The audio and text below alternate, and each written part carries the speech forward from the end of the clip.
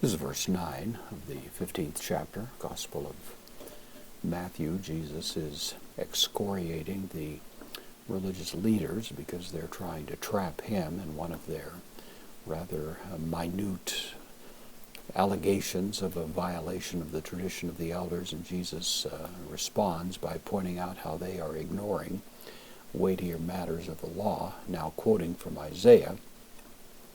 The previous verse is the first part of the quote, and now continuing from the same text. So we have matain. This is an indeclinable adverb. It means vain, vainly, to no great purpose.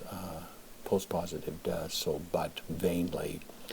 Sabontai. This is from sabomai, deponent verb. It means to worship.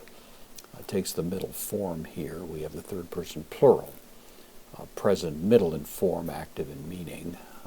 Vainly do they worship. Meh, this is the direct object of the first person pronoun. Vainly do they worship me, God speaking, of course. Didaskontes, this is a nominative, plural, masculine participle, present active. So in vain do they worship me, teaching.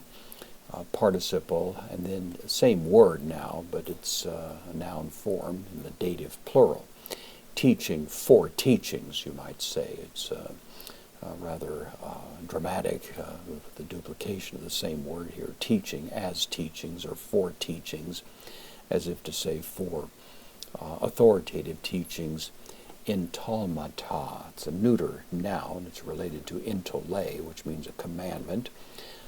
It's a little distant from that. It's actually the underlying derivation of both those words. The N is the idea of being in something, of course, and then the tal here is from telos, which means the end or purpose of something, and so teaching in the end or purpose of it, and derived from that is the idea of as a commandment, as something that's binding, that idea. So in vain are they worshiping me, teaching as teachings, commandments, but not commandments of God, commandments anthropon of men, substituting, of course, the less weighty requirements of men and making them actually take the place of the commandments of God. And of course, at this point, Jesus has shown the utter vapid character of the religious leaders as they're trying to strut their